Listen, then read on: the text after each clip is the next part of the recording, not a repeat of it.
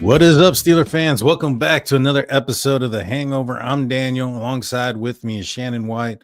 Shannon, how are you doing on this Veterans Day? Happy Veterans to all the veterans are out there. How you doing? Day after the game. How's it going? I am doing wonderful. Yes, definitely happy Veterans Day. Much appreciated. Have utmost respect for all our veterans. I know you're a veteran, Daniel, and just thank you for your service and for all the men and women out there and that have give all for our freedom. And God bless America. 100%. 100%. Thank you, and I appreciate your support. But today we got a game that just happened yesterday. Pittsburgh Steelers go into Washington, beat up on the Commanders, win 28-27. A game that started off, in my opinion, looking like it was going to be, easy-handed, perhaps maybe a little bit too confident, but then got away from the Steelers. Let's start off in the beginning. Let's start off there. Pittsburgh Steelers go to get the ball. They won the toss, asked for the ball, don't do anything with it. But what was your opinion on them receiving versus kicking off? I think it's the Russell Wilson factor. I think that he is helping. Mike Tomlin is naturally conservative and plays his cards close to the vest, but we're seeing him come out of his shell.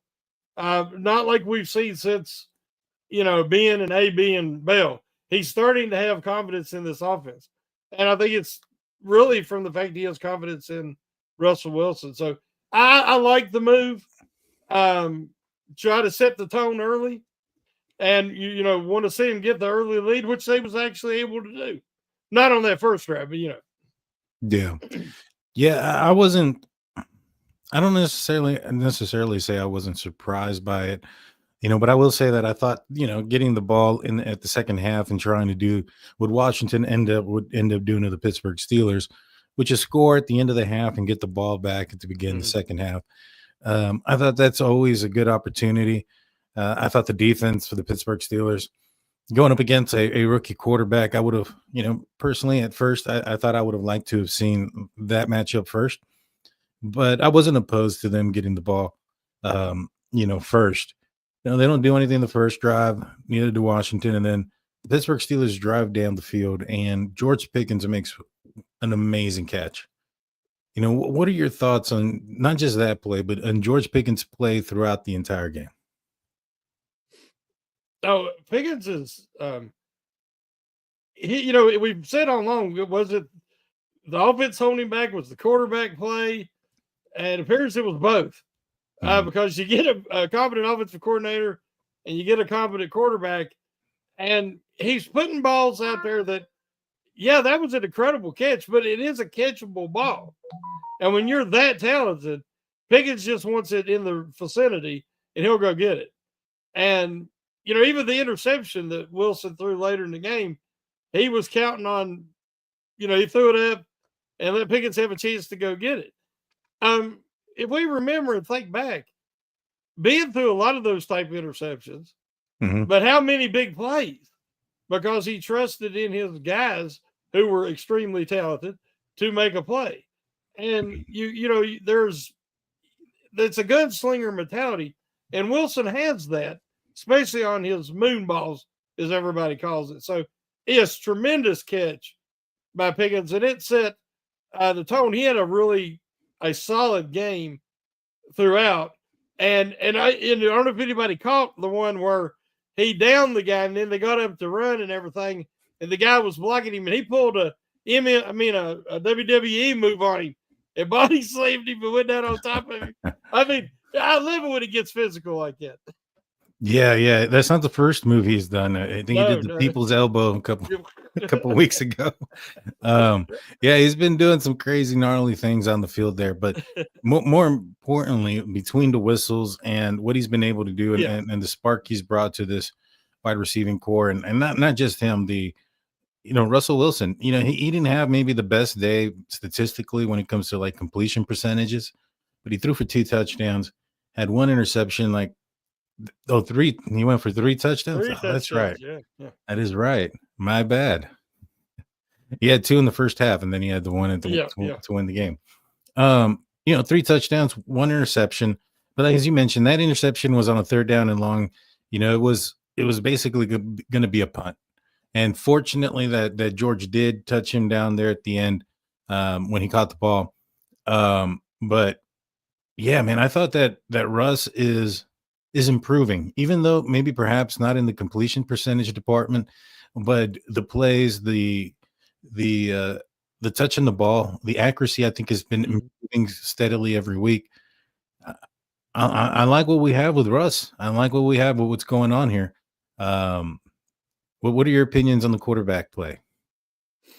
Yeah, I mean, it ended up being a 50-yard punt, so Mhm. we'll take it in that scenario. Um, I I would like to see, because the way Washington was playing, they would not have been able to do if the Steelers would have had some packages for Justin Fields. I think Fields' legs, if they would have brought him in for a series or two, would have been very effective against that defense that Washington was running. Mhm. And but they haven't done that yet. And I guess they're really wanting to let Wilson get in his comfort zone, build his chemistry, where he missed the whole early part of the season. Um, I love the fact that Wilson makes plays that are not necessarily, they're not obvious. They're not wide open. He's throwing the ball, anticipating, leading his receivers, dropping it into areas where the catch probability I saw on 2 of them yesterday was under 10% on 2 touchdowns. But he's putting it in there and he's laying it in there soft with touch, and these guys are going to get the ball. And Mhm. um, that is making the play action work. And if you want to back them linemen off and everybody coming up for stack boxes, that's how you do it.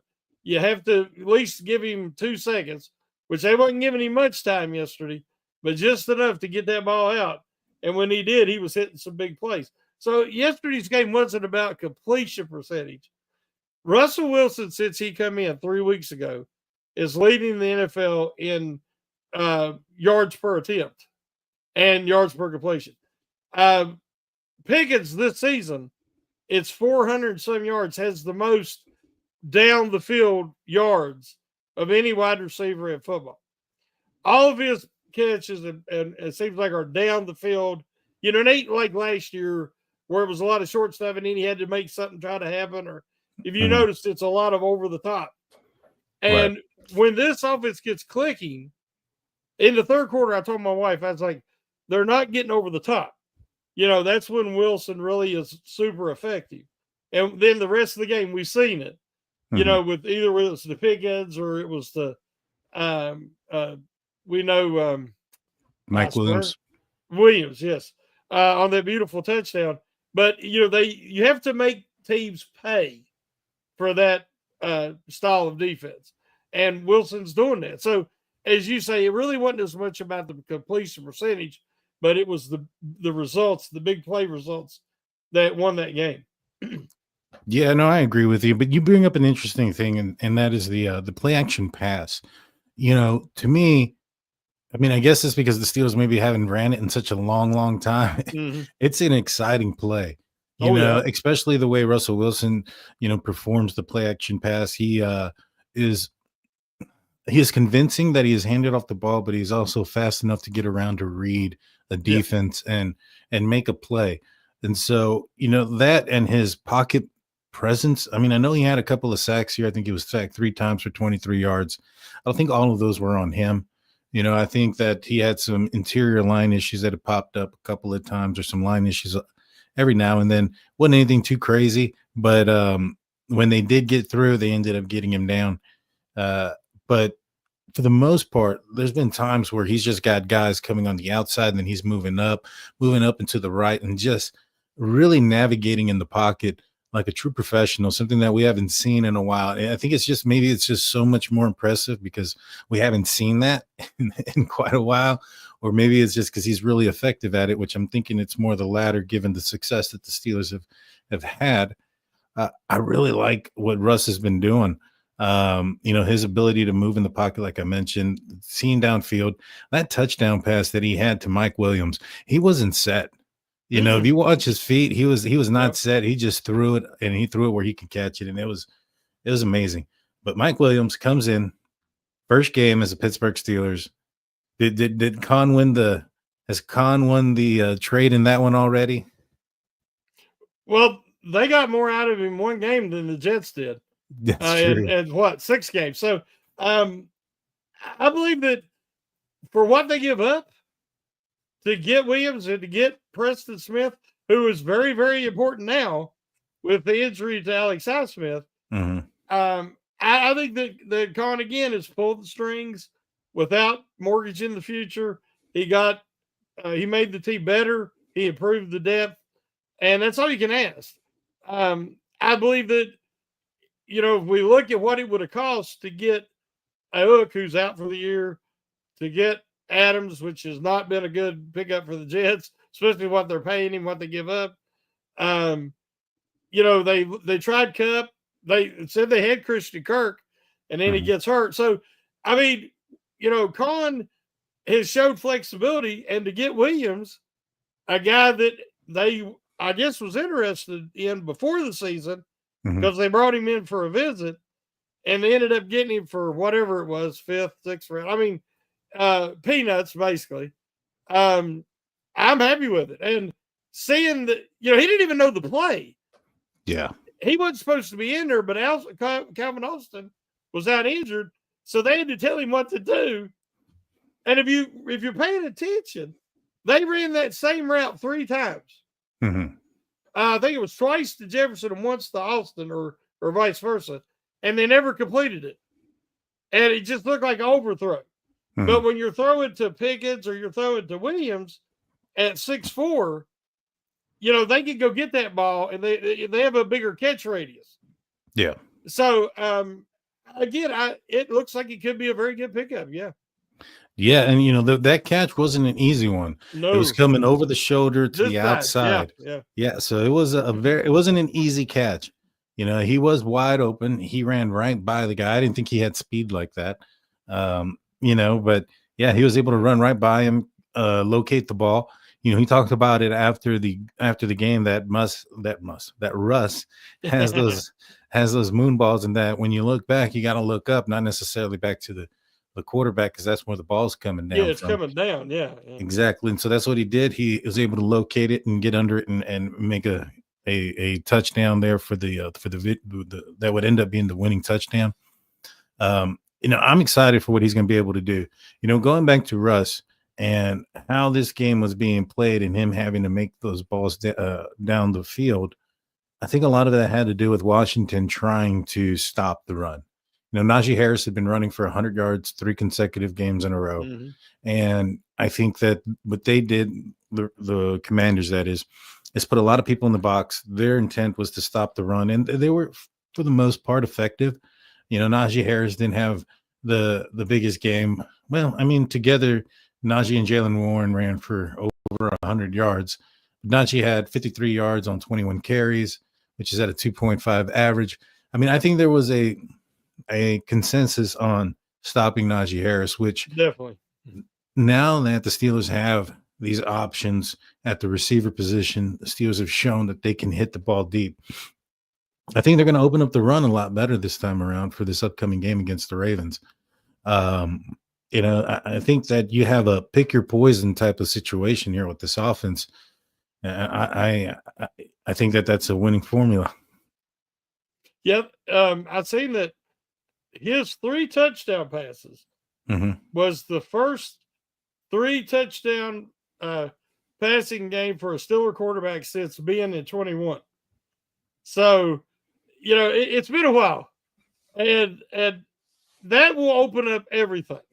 I thought that I was a little disappointed in the offensive line. Yeah. And that I think the week off and getting Frazier back, I expected them to improve. But I think that McCormick struggled a little bit. I think that it was not really a good matchup for him. And so some of that pressure was coming up the middle which they have to, we don't want that, especially with Russell. Mhm. He don't need pressure up the middle at his age and his height. So they're going to have to, nip that in the bud. But what stuck out to me, Daniel, is this is the games that the Steelers lose. I Mhm. mean, when they make one mistake, it's hard for them to win the game. A big mistake. Mhm. When they make 2 or 3, they hardly ever won since Ben's retired. Right. They had to play pretty much clean football in the games they won. Well, they made a lot of mistakes against the Colts. They lost by 3. Against the Cowboys, they lost by 3. Well, this game, whether it was the drop fake punt, whether it was the interception, which, as we said, was kind of like a punt, Mhm. and then the fumble where they were trying to push Warren in the end zone, and they didn't. Usually they blow the whistle anymore, but they let Yeah. it go till he did fumble. Usually, if they make 3 big mistakes like that, they don't win that game. But you're seeing a different team. It's being coached different. It's being more aggressive. I mean, I thought that they were aggressive yesterday, even on the defensive end. And it cost them at times, but they also had the best game against Daniels than anybody's had this year. That's true. His completion Mm-hmm. percentage was way lower than what it had been. The Steelers got to him as well. They held him down, his rushing yards down and so much more. And we'll get into the defensive side. But yeah, no, I agree with you. This is a game that normally the Steelers would end up losing. Well, what did you think about that punt, though, by the way? Real close to the goal line. Me, I like the aggression. It should have worked. So I know that, if James Pierre does what he's supposed to do, everybody's loving it. But what were your thoughts on the play? Well, I would argue it did work. It was they've been practicing it because they've Mhm. seen that tendency that Washington has to do that. So that shows that Danny Smith was ahead of the game. They practiced it. He said he caught it all week long. And then in the game, he just flat out missed it. So that's not a bad call. It's not a bad play design. It was a bad play by James Pierre. Now, it happens.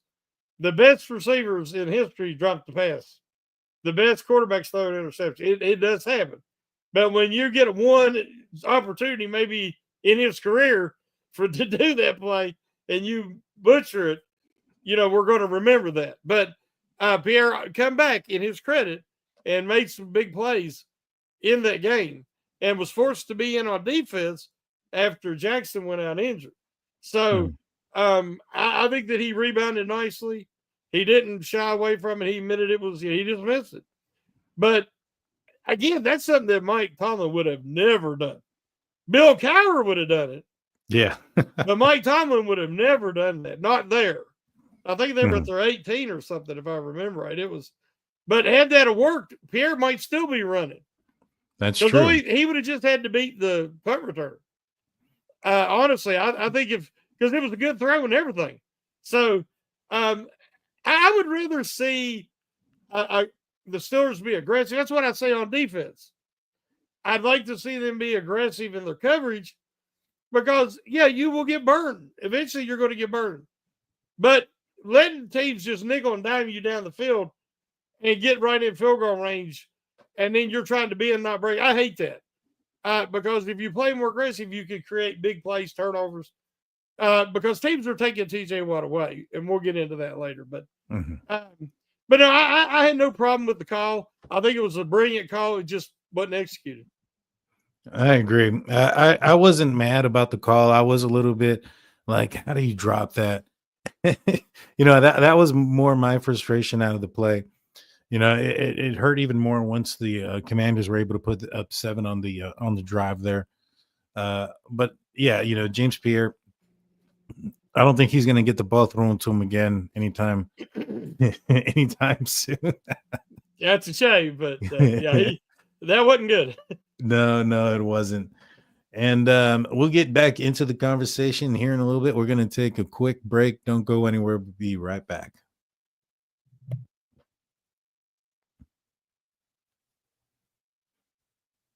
And we're back, guys. Welcome back to the Hangover. Thank you for sticking tuned with us.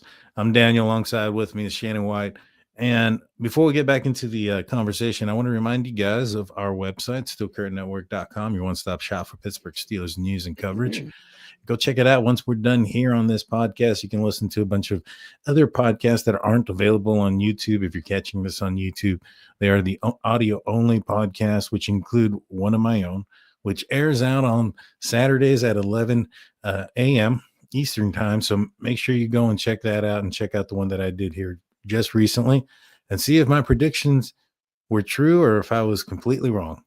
But with that being said, let's get back into the conversation. TJ Watt, you're right. He's been getting hit, or he's been getting taken out of the game for the last couple of weeks. But it's in a situation where they're utilizing like 2 to 3 players to neutralize TJ Watt. How can the Steelers combat that so that way they can make the opposing offense pay for putting so much attention to that side? Should they blitz more? What would counteract that? Oh, there's different ways to do it. Everybody, if you leave a guy in one position and he always comes off that left side, then it's, you know where he's going to be and you easily can contain him. Any offensive coordinator worth his paycheck can, figure out a way to neutralize him. Yesterday it was either chip by a tight end, chip by a running back, and then he would get engaged by the tackle and then the guard to come over. They were borderline combo blocking him on a couple of times, which is illegal. Like if one guy's got you engaged and the other guy happens to go low, right, that's a penalty. But they was, as you said, 2 and 3 guys focused on him. Now, if Hayward has a good game like he did, 2 sacks, really created some havoc, but he's on the other side. Larry Ogunjobi and Keanu Benton need to take advantage of their one-on-one opportunities, but it's not happening.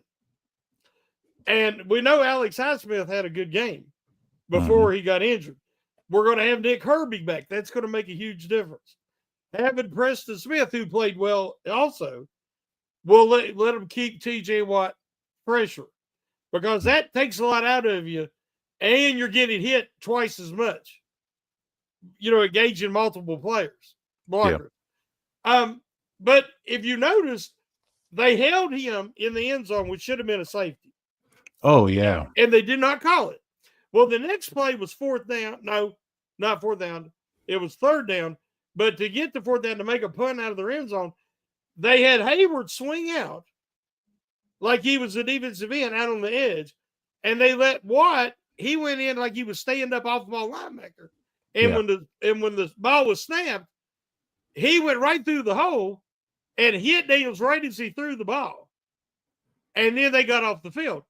See, that drives me crazy. If Terrell Austin is worth his salary, he needs to move Watt around, flip sides. He can rush from the right, put him at off ball and let him rush from that position. Don't let him focus solely on that left side where it's easy to double and even triple team him. And the NFL needs to step up. And they called a face mask on Joey Porter Jr. yesterday. When both guys was engaged and he hit his face mask, he did. But we've seen multiple games in, like the last 2 plays of the Bengals-Ravens game, they grabbed Burrow's face mask. Not touch it, grabbed it, and pulled it down. No penalty. There has to be some consistency. Because my impression is that you can't touch a quarterback on the head. If you run by and smack him on the helmet or anything at all, it's a penalty, right? Pretty much. Yeah. So, but they're letting guys grab his face mask 2 plays in a row because they swallow the whistle. And that's what's driving everybody so crazy right now, as these calls are not being called depending on who the player is. And when it comes to TJ Watt, these umpires are swallowing their whistle. Yeah, and I think Dante Jackson was a victim twice of that. One, I think they called him on like a phantom holding where there wasn't there, and then on the kick attempt on one of the field goal attempts, he got face masked and Oh, he got held, held big time. and they didn't Yes. want to call it. Nope. You know, Nope. he turned around and the ref said, Yeah. "You just did this." Yeah. He's like, no. I think the announcers tried to say it didn't affect the play. You can't call it that way. You don't know what would have happened. Mm-hmm. It's like they got ESP or something. They know it didn't affect the play. So I ain't going. They do that all the time. I get tired of them swallowing the whistle. Yeah, I thought that the refs were miserable in this game. Yeah. You know, a lot of their calls were horrible. The best one was the short of first down on that fourth down. I think that was I'm not, I'll be honest with you, given how the plays or how the calls were going up to that point, I thought the Pittsburgh Steelers were going to get the wrong end of the stick on that one. How surprised were you that it went for the Steelers? Did you think it was a first down? I thought it was right over the line. Mm-hmm. If that had been the Steeler guy catching the ball, I'd have swore him down that was a first down. Right. Because when he called it, he was right over the line. Now, you know, the replay might have showed where the ball was in front of him, that it didn't never make it quite to the line. But if it was short inches. Yeah. They marked it like 2 foot away. Yeah. So I think it was a terrible spot. And if I was the Redskins, I'd be pissed too. Mm-hmm. Because but it's also kind of like the whole Jesse James, I mean, when he that was a catch and they took it away, he called it coming back on his own power under his, you know, and then he went down on his knee, on one knee by himself. Now he still wasn't down. So, but that's where they touched him. So by the time they touched him, he had went back across the line. But usually they'll give you forward wherever you caught it. They'll give you that. But in this case, they didn't. But like I said, again, it's the refs and it's so inconsistent. But I can see it both ways. But I think if it might have been short, but if it was barely short. Yeah, I thought it was short. You know, I saw him coming back, and then when he got touched, and you can see that his back was right along the line. Yeah, at that point it was, yes. Yeah, his back was at the line of gain, and so the ball was in front of him, so it would have had to have, you know, been at least the width of his pads and himself. And you know, I was like, yeah, that he didn't get there. But then they challenged it, and I was like, oh man. I mean, you know, when they did the replay, not so much challenge. Steelers end up getting the ball and go down there. Russ does his thing, causes the offsides. You know, there's been some players saying that they weren't going to run a play. Some players and the coach say we'll never know.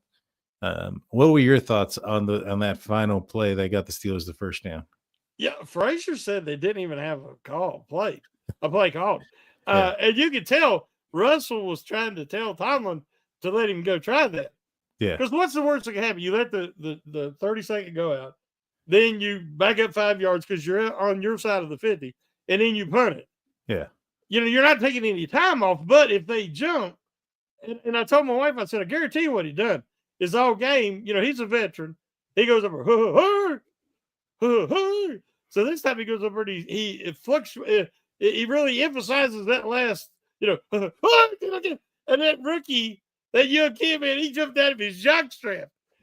When he did, everybody went crazy. I was jumping up and down because I couldn't believe it worked. I was too. I was like, we won. My wife's like, what happened? And I was like, we won. She's like, how? Yeah. And I was like, because nothing happened. I was like, he jumped off sides. That's a penalty. We got a first down, and they can't stop the clock anymore. And so, yeah, man, that was great. Even the players, the way they were celebrating was amazing to see. All of them were into it. All of them were celebrating. Even Russ was there doing a little shimmy and pointing one way or another. I don't know if it was a windshield wiper or something that he was doing, but he was doing something out there. Yeah. And he one thing about it, if there's no play called, you don't have to worry about your guy flinching because he knows he ain't going nowhere. He just got to stand there like a statue. So actually, it kind of made sense. Yeah. Yeah, it was, and I saw Tomlin also on the side. They had the camera on him. He goes, "Got him." I think that's he did. That was exactly what I said too. Got him, and I knew that Russ had that ability. He's had that ability to really yell it out there Yeah. and get guys to move. I'm just so glad that our offensive line and team were so disciplined not to move on their own. Because, it's even though they know they're not supposed to, it's still sometimes hearing that and it can end up happening to you. I used to play football. It's happened to me where Mhm. weren't supposed to jump and I did. And so I'll just take that for what it is. But yeah, man, all in all, I thought the game went well. Couple of injuries though. Alex Highsmith goes down with an ankle. I think was ported earlier that it doesn't appear to be anything long term, maybe 2 to 3 weeks. Mhm. He'll be back, but Steelers going up against a rushing team in the Baltimore Ravens. How big of a loss is Alex Highsmith for the next couple of weeks? Well, I have a feeling when they traded for Preston Smith, Mhm. I was hoping it was just like a luxury, Yeah. to have another guy. 2 years ago, he was in the top 100 players, voted on by the players in the league. So that's saying something. He is like 33 now. He's not quite what he once was, but in spurts, and you don't have to use him as much. But he is a big man who sets a solid edge. Mhm. And Jeremiah Moon can set a good edge. So what I would like to see happen is have Preston Smith and Moon get more opportunities on early downs and then bring Herbig in, depending on past situations, where he has that extra gear, that speed that he can run down Jackson. And keep Herbig as fresh as possible because he's coming back from a hamstring, I think it was. Yeah. And they're going to have to rely on Watt. I would also move them, like I said, move Watt around, and let Herbig or Queen or somebody or Wilson, obviously, because Wilson can fly, be Mhm. that spy on Jackson. Because if you're trying to play man on the outside and you turn your back, Jackson has huge running lanes. Yeah. But the Steelers have the speed and athleticism in the linebackers and in Deshaun Elliott, and Fitzpatrick, that they can spy him. Mhm. And I think that's very, very important to play him kind of similar like they did Daniels. Yeah. Yeah, and Daniels, the Steelers took him out of the game as far as rushing ability and What, he had rushing 4 yards. yards or something? It was 3 or hardly 4. nothing. Yeah. Yeah, no, I think he had 3. I think Russ ended up matching him because Russ had 5, and then he took 2 knee downs, so he ended up with 3. And so they ended up being the same or something of that nature. Um, now I fully intend to see a lot more of rushing attempts by Lamar Jackson than what we saw with Jaden Daniels this last week. Mhm. Um, but they've been throwing the ball pretty good. And another player that went down, I think it was with a hamstring, was Deontay Jackson. I think James Pierre was taking most of the reps once he went down. You think that's going to be the same, or do you think the Steelers are going to try to start maybe implementing Cam Sutton out there and utilize him throughout the week, or did James Pierre show enough this last week? James Pierre is a really solid cornerback 4, cornerback 5. He's a veteran. You want to match him up against guys that are wide receiver 4 and 5. And I think the Steelers try to do that when they can. I'm anxious to see when's Corey Trace coming back. Mm. Because if Corey's coming back in the near future, maybe this week, then Corey can take a lot of them reps. Because we're going to see Beanie. We're going to see Cam Sutton. I thought he did well. It was his first action of the season, and I thought he was in position. And he didn't look. He looked quick. He didn't look slow. Like he was trying to get back in football shape. Yeah. I don't even think he played a handful of snaps, maybe 15, but Mhm. he's going to be out there definitely. And they need. I think you're going to get a big game. That was Patrick Queen's best game, in my opinion, as a Steeler. Oh yeah. The green dot is starting to. He's starting to adjust. He's starting to calm down and be able to not overthink, overanalyze, and he was flying to the ball. And we know Deshaun Elliott is arguably their best defensive player this year other than TJ Watt. Mhm. So I expect both them guys to have big games this week going up against their former team. And I think it's going to be a slobber knocker of a game. Every time these two teams play, the next week you're missing 3 or 4 guys, both teams, because it's just that hard hitting. So Mhm. this is the first one this year. It's in Pittsburgh. The Steelers need this one. Yeah, I agree with you. Right now it's a tight race between the Yep. Steelers and the Ravens. And if the Steelers can get up a game and a half on the Ravens with the tiebreaker on the head to head at this point, Mm-hmm. that's a huge bump, and a lot of it just kind of spreads you out a little bit more as far as comfortability. You're up a game and a half and things like that. So yeah, it's going to be a big game. You reminding me of Corey Trice. That's true. He should be coming back hopefully within this game. Cam Sutton, I thought he played okay this past week. How did you like the rotation between him and Beanie Bishop out there? Oh, I liked it a lot.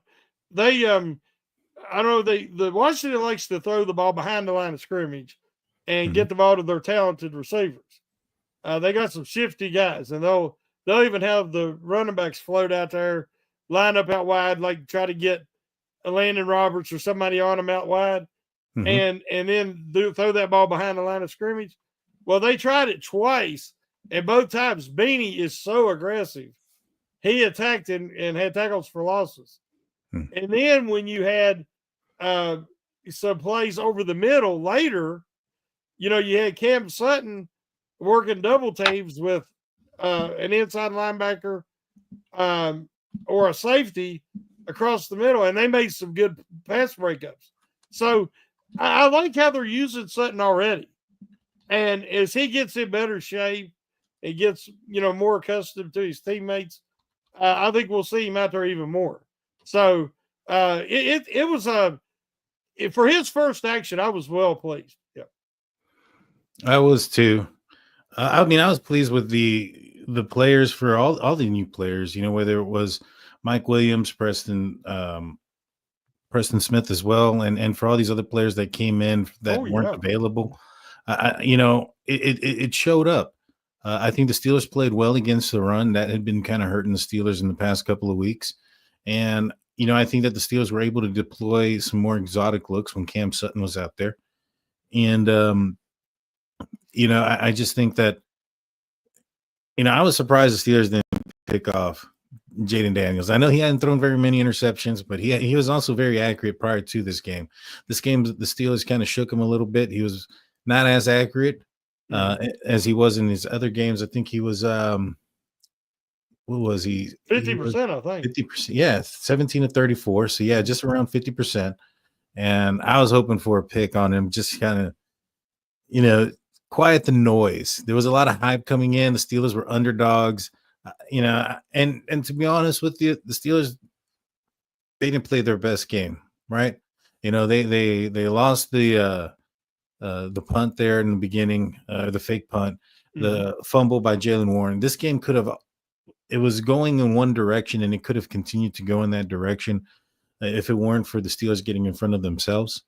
And but this game could have been could have been won more comfortably, so to speak. So I'm excited for that. I think that the Steelers are still growing. I don't remember the last time the Steelers lost the turnover battle by more than one. Mhm. It was 2-0, and they still win the game. And I called the dropped fake punt a turnover. Oh, I would too. So you could conceivably say 3-0. But they won the game. I think that this team is not the Steelers we've watched for the last 3 years. They have really, maybe 4 years. They are more explosive. They have more talent, more depth, more weapons, and I think that the coaching staff, their faith in these guys are growing by the week. So I think that the Steelers are a real threat to continue to compete for the division. Mhm. And this is a big opportunity. I mean, one of the things that scares me more than anything is the Ravens running game. because the guys are going to have to tackle clean. They're going to have to fill their lanes, stay in their lanes. What they did to Daniels is they were more aggressive. Now, in my opinion, JPJ had one of his worst games ever. I mean, he was getting penalty after penalty. He was talking and yapping and chirping with McLaurin, and McLaurin was eating his lunch. Mm-hmm. And he kept talking instead of just shut up and play. Go out there and shut him down, then do all your talking. Mm-hmm. But he couldn't, he just won't be quiet. And that just got McLaurin fired up, and McLaurin was giving him fits all game. But they limited it. They kept him out of the end zone. And so that in the end they ended up winning. But I'm hoping that they didn't clean that part of the game up a little bit and be a little bit more focused. These guys are too good. You don't need to make them, give them any incentive to want to beat you. Yeah. Yeah. The Steelers have played, Derrick Henry before. They've played Lamar Jackson. The Steelers have done well against both teams in the past. But together it is a little bit concerning, having both of those two running styles out there.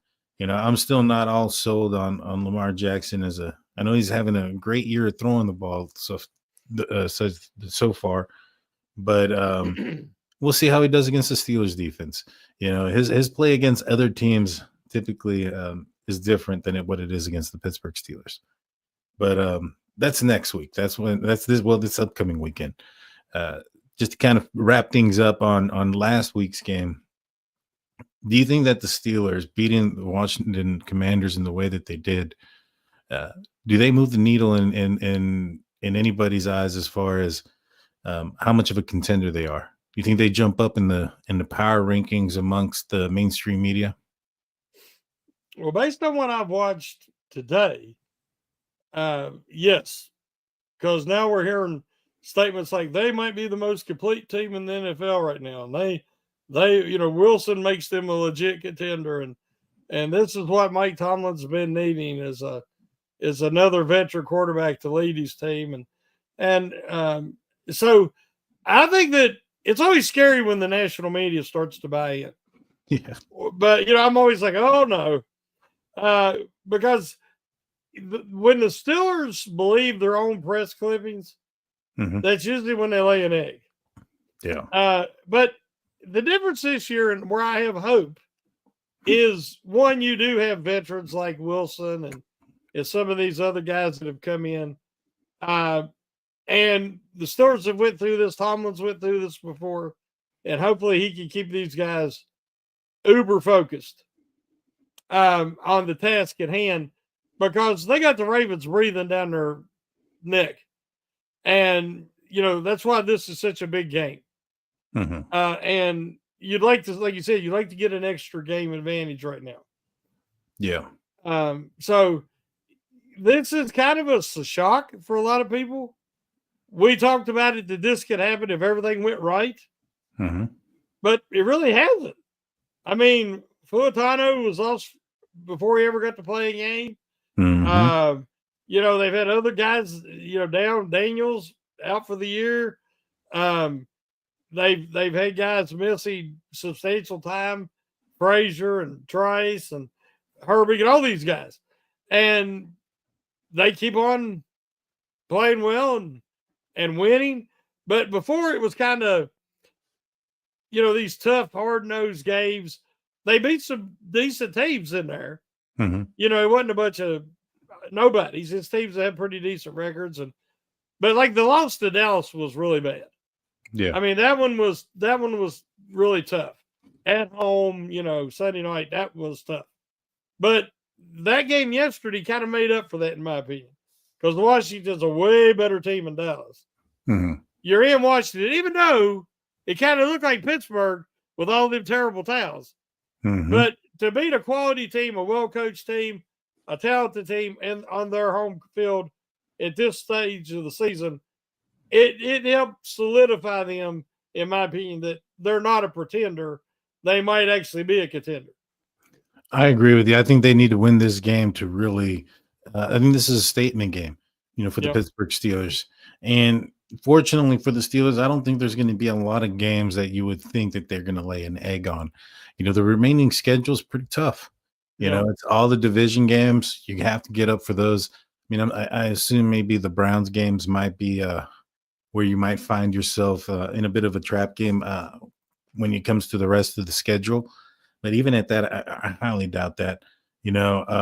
They play the Browns actually for the first time in just a few days after Sunday's game on Thursday night, which that's going to be we're getting really far ahead of ourselves. But typically the Ravens games and the Steelers game, when the Ravens play the Steelers, it's a hard knock game on its Oh, own, yeah. and players, they need some rest usually after that game, and it's a little unfortunate for the Steelers. They got a short week then, but all in all, man, I'm really excited. Can you imagine if Russ was healthy this entire time and he actually started the first games and he was playing like this? I think the Steelers would be undefeated right now. I would agree. I was thinking about it, and I heard another guy talking on one of the national shows. I think that Fields, it actually benefited the Steelers in that the offensive line was kind of in shambles the first few weeks. And if we remember, Fields was running for his life. And it has solidified by the time Wilson got in there. So I would have been scared that Wilson would have got seriously injured behind that version, early season version of the offensive line. Now, if the offensive line was playing more like they are right now, yeah, I think that they could conceivably be undefeated. Like you said, they lost both games by 3 points, and in games they played really bad for stretches, and then so. But yeah, I actually think it's kind of worked out.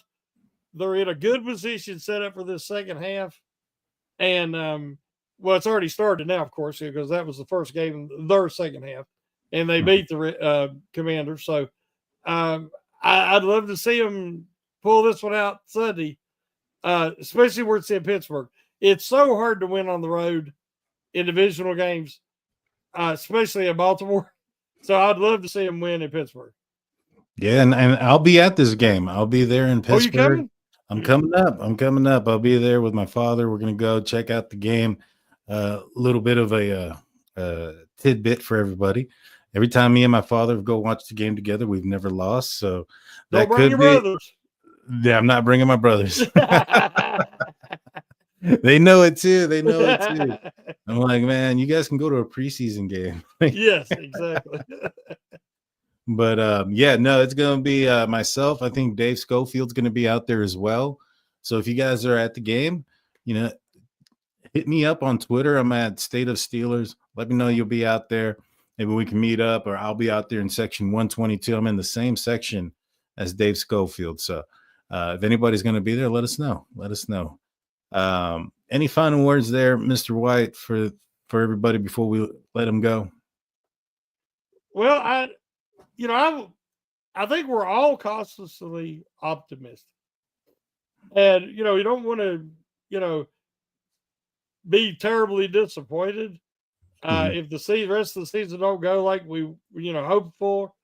But I really do believe that this seems like the confluence of events is flowing in a way that this could be a magical season, a memorable season, regardless if it's a Super Bowl season. But I do believe that with Russell Wilson and you still got Cam Hayward, you got TJ Watt, you got these all-time great Steeler players. Everybody wants to see them have this success, and I think they're getting to experience something that they haven't experienced in a while. And we're along for the ride. So I know you're going to be there, and all the fans is going to be there, and making it a very hostile environment for those dirty birds. You know it. We might bring our own birds, a couple of pigeons with us, just to kind of get things going. Yeah, put them in the end zone, baby. It should be a good game. I'm looking forward to it. I'm excited. I can't wait for it. It's going to be a long week for me. I know that for sure. But for everybody else out there, thank you for tuning in. Please hit that like button. Please hit that subscribe button. Ring that notification bell if you're watching this on YouTube, on Apple, or anywhere else you're catching this. Share, like, 5-star rating. You know the whole thing. Shannon, take us out, my man. Woo!